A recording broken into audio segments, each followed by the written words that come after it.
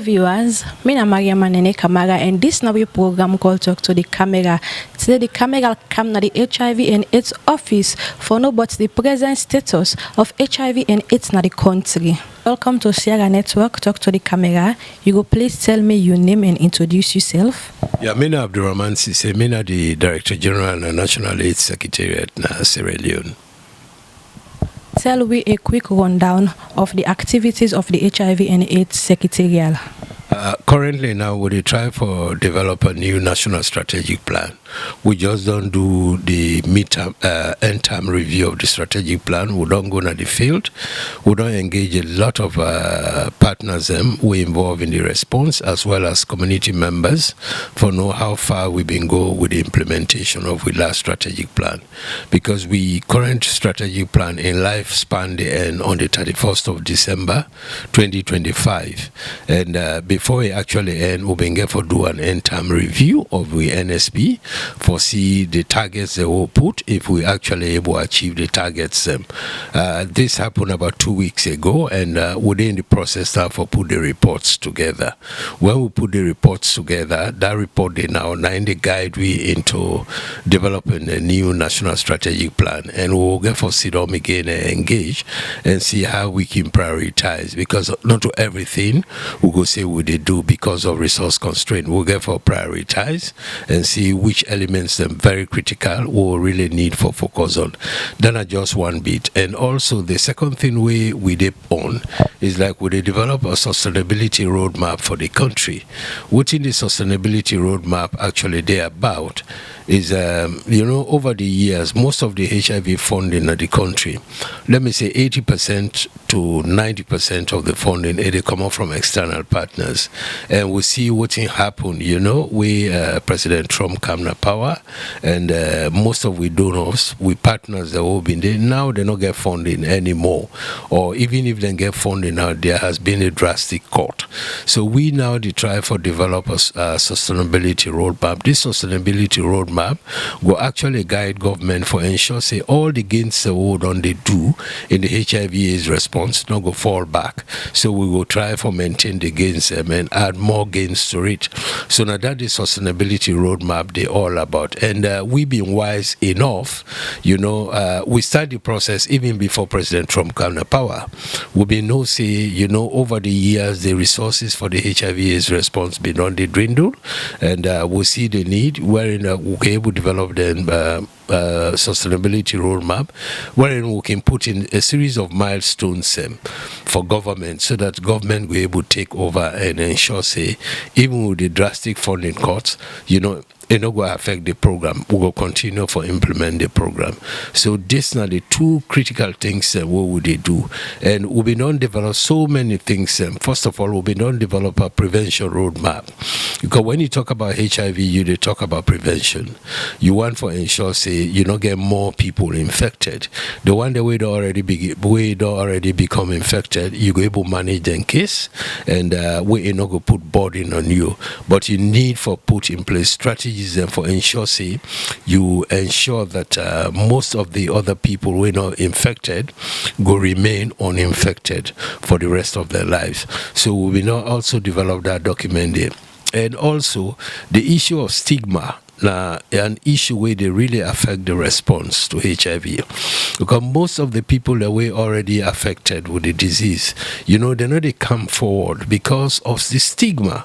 So we don't try for put in place mechanism for ensure say anybody who is stigmatized against anybody where they live with the disease, not only for HIV but also tuberculosis, measures go there against that person there. We already don't get a legal retainer in place, and we work closely with the recipient of care, one of the people that where they live with the disease, HIV. We get a toll-free line now, when 160. When you call 160, people and they will go listen to you, then they go document. Then when they document, it's like they go put all things together, then send them to the legal retainer. The legal retainer now go look at them and see if there is actual need for let them prosecute the case.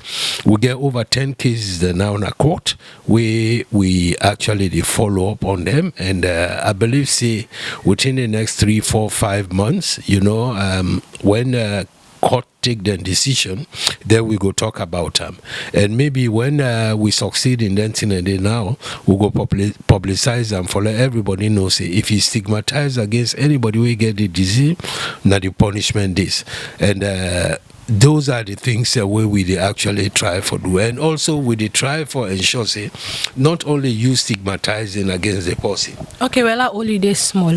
What are the present status of HIV and AIDS in the country? The present status of HIV and AIDS in the country is 1.7% among adults 15 to 49. This now a data where they established, or this prevalence rate would establish in 2019. You know the prevalence study in a national study. You know, go just do a small study and say this not the prevalence of HIV in the country. You know, again for be a national study, and we're not doing a national study yet. But the Ministry of Health, they try very hard. Say come next year we'll get a new demographic and health survey, and when that health survey come out, then we'll be able to establish a new prevalence rate for HIV and AIDS. But it not only end there. We also they do population HIV impact assessment study, what they call FIA study, with a support from the U.S. government. The FIA study, would they try for Guam na Western urban and Western rural. It not cover the entire country, but it will provide we with some elements, some sense of a guide for tell we say, yes, this is not the situation of HIV, not this particular two regions them. But we're not going to use that one and translate and say this is not the national prevalence rate, because it not cover all sides of the country. Which parts of the country people they live with HIV and AIDS them boko? I would say everywhere, because what thing that happen is that we get high burden districts. The high burden districts that what they talk about, you get Bombali, you get Kenema, you get Bo, etc. Now the caseload, now I make we can refer say this is a high burden, but everywhere HIV day. I think one of the critical challenges we would face, in terms of the response, we get over 80,000 people that now where they're on treatment. And for we're not vexed for that one day, would they look happy? Meaning that them people and we not live in our communities where nobody not be know their status, at least we're not able to bring them come. We don't put them on treatment. And when you're on treatment, you adhere to your treatment rules. You go achieve what we call viral suppression. When you get viral suppression, it's like you're not able to transmit the disease from you to another person. And now one critical element that they look at, but one area where we seem not for they do well, and that one the pediatric HIV. A painful, at least we picking and they die. It really painful, and they're not supposed to die because the technology there. So this is one area where we really not seem foresee how we really not seem for the do well, Panam. When EMTCT, especially pediatric care, HIV care. So this is one area where we get for re-strategize and see how we not go left them picking them behind, because most of the picking them, to be honest, when we do, we'll look at with data, and we also do some scenarios, and modeling. Would they realize, say, 5 to 10 years, they don't know they are alive again. They go down die. So this is a worrisome situation, and we really need for re-strategize and see how we can able to address this area, because we don't left picking them behind for so long, and their needs a very critical. Then some Sierra Leoneans, then are human beings. Them, I think we really need for look back and see how we can re-strategize, and we really focus on picking them. Okay. Also, new infections seems for they come among the young people. 15 to okay, la holiday. What's mechanism I don't put in place for control, for make the disease not spread, and other areas them we not spread it? We get innovations we already there. Like then sex workers we get multiple partners, sexual partners we get something we call PrEP. pre-exposure prophylaxis, we would actually give them. It's like this not a new drug, not a drug where you they take now one tablet you they take every day. When you take that one tablet, they prevent you from acquiring the disease by 99.9%. And very recently as well, they know already one new drug they come to the market very soon, and this then call them long-acting PrEP. One or 2 injections for the year. With the first injection, you take them, it lasts you for 6 months. You know they get infection. You know, so these are the new developments that we don't come. But as at now, I think negotiations they go on for let they actually beat the price of then drugs and they down. Outline some of the difficulties them we una don't they get for do una day-to-day activities. Resources now one. Resources now one, and people not seem for they take the response serious. And sorry. Resources now one. You know, they get a lot of challenge. And besides that, you know, a lot of people no one take responsibility. When I say responsibility, let it not left all in a government hand. We all get responsibility. We all are Sierra Leoneans.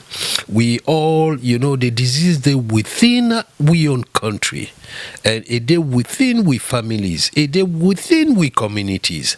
So we all need for come collectively and see how we can able to address this.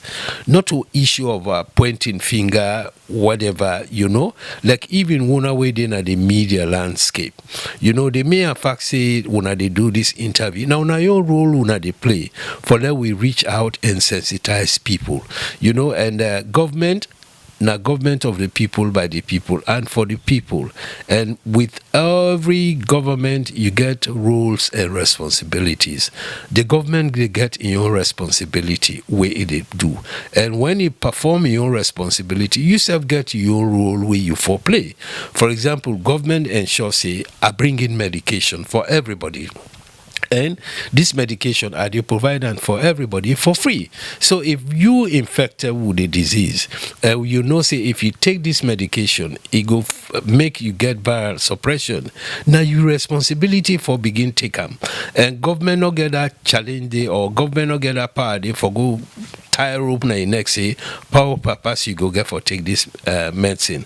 I think we all just need for come together and see how we can able to support each other and drive the disease out of the country. I think that is the only solution. Let we all work together as one and ensure say we drive the sickness out of the country. Let we not stigmatize. Let we encourage people.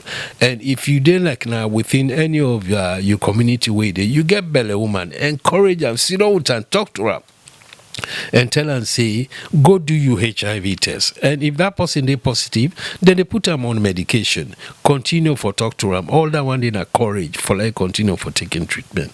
I think let we move through that route there and let we all get the collective responsibility for beat HIV out of Sierra Leone.